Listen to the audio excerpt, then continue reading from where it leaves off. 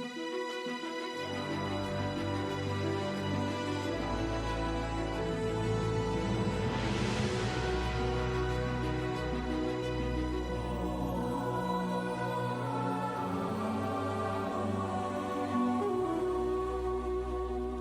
to the Romans 911 Project podcast, where stepping into the reconnection in the one new man and the fullness of John 17 love and unity is becoming a reality.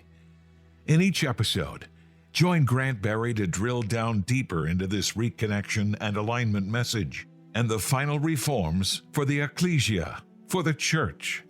As we will discover, the reconnection becomes a power key to open the door to God's end-time plans to help restore the family of God for the preparation of the bride, the last great harvest, and Israel's salvation, all of which will lead to the Lord's return. The reconnection message has end-time consequences for us all. Here's Grant. Beloved, do you know that the Romans 911 book, second edition, is over 500 pages long? It really is full of the meat and the potatoes of everything that has to do with this reconnection alignment in John 17, love and unity, in the one new man, in the family of God, the restoration that is so significant to this end time awakening, that this message has been hidden really up until this time, just like the way that the Gentiles coming into the faith was hidden from the Jews. It's amazing the mirror images between the restoration of the Jews and the Gentiles and the mysteries connected to how they would both come in, and just the similarities in the human issues that the Jews dealt with and now the Gentiles are dealing with. And of course, God wraps it all up in this circle of love, which covers multitude of sins. God has given all of us over to disobedience that he may have mercy on us all. And this circle of love now needs to be completed for the church to stand in the gap, to see Israel rebirthed back into the family. And there's one chapter in the book. It's called the Olive Tree of Israel. It's about the only time I was really able to become somewhat poetic. And interestingly, as we know, or most of us know, in Romans 11, Paul uses the analogy of the olive tree, comparing and relating it really to the family of God, both Jew and Gentile, being restored into this one new man that Ephesians 2 elaborates on. And really, Yeshua prays for in John 17, a complete unity. Well, in this chapter, we kind of take the olive tree right back to the call of the family through Abraham, the covenants and the promises, both to Jews and to Gentiles. And we describe in the health and the format of the tree as we go through this journey in the family. And of course, as it begins, it's a healthy tree with the call of Abraham and the covenants. And it's Abraham's faith that is credited to him as righteousness. But his obedience unto the cross, really, with the offer of his son Isaac, who was the picture of what the Father was willing to do with his own son. And it was this covenant, it was this act of obedience that put the seal on these covenants for both Jews and Gentiles, for the entire family.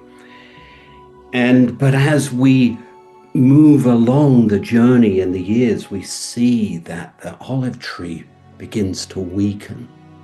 Our humanity, man moving away from God, man trying to find his own way.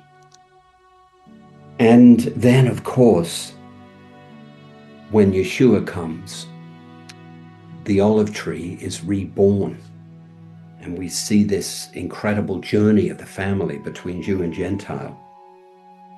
in the one new man in the first century, which we read about in the book of Acts. And the Gentile branches now emerge, so much so that really the church becomes Gentile. But then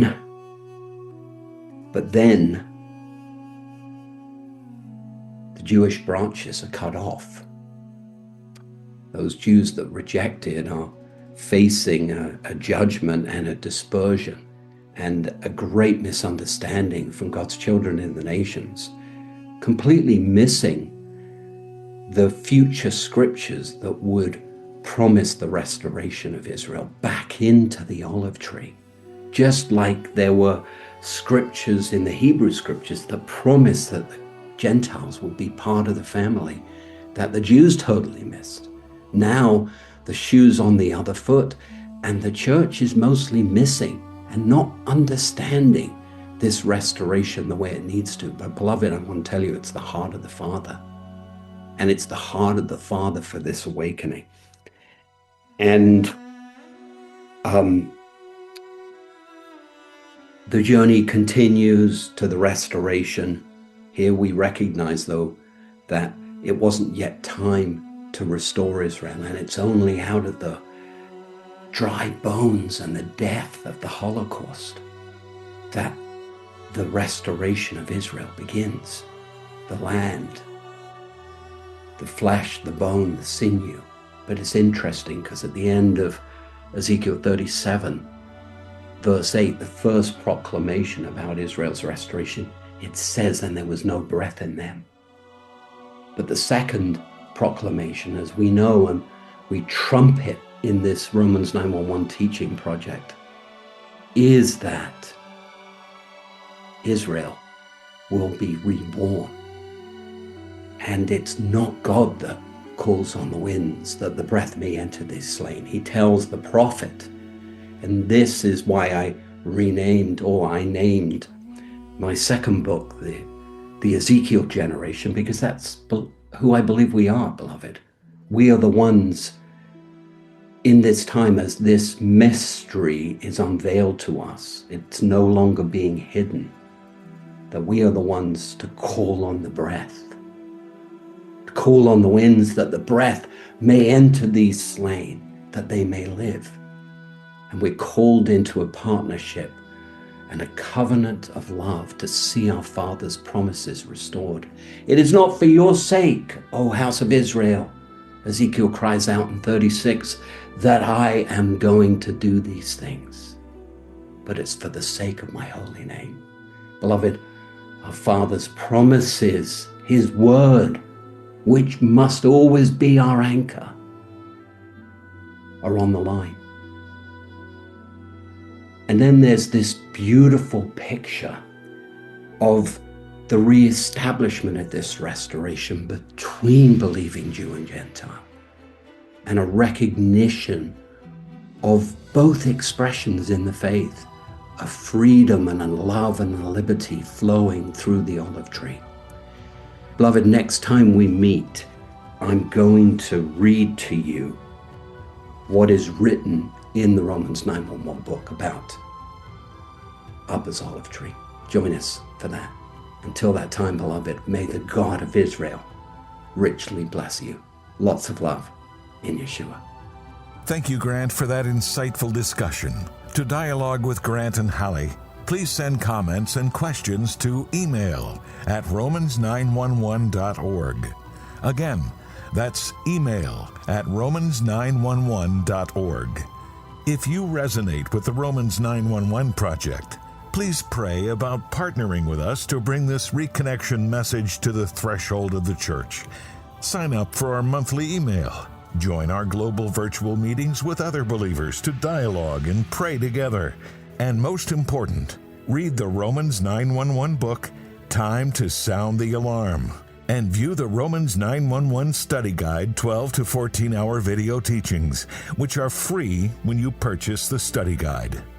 The Romans 911 books and teachings are transformational into God's end-time plans to prepare the bride and reform the church. They help to create the breakthrough that will change the world. The reconnection message is like a golden key from the heart of the Father to restore love and unity in God's family that opens the door to the fulfillment of Yeshua's prayer in John 17. And it establishes the pathway for the body of Messiah, the body of Christ, to receive the greater glory. But this reconnection message in the one new man has been hidden during the church age, in the mystery to reawaken Israel to faith, and is only just now coming to light. That's why we need your help to fund this project, to bring the message forth, to help us blow the holy shofar, to awaken the greater church into this restoration. Now is the time. Would you pray to give chai, to give life to the reconnection, to reach the church and the messianic body, and help unite the family of God? To fund the Romans 911 project, we have created the Give Chai Life campaign. Chai is a Hebrew word meaning life, but it also represents the number 18. And for just one chai, $18 a month, you can make a difference. Please be prayerful about this. We can't do this without precious saints like yourself who are beginning to get this revelation to help us bring this message before the church. For more information on the Romans 911 project, please visit our website at romans911.org. It's easy to remember, romans911.org. Please also subscribe to the Romans 911 project wherever you listen to podcasts at the end.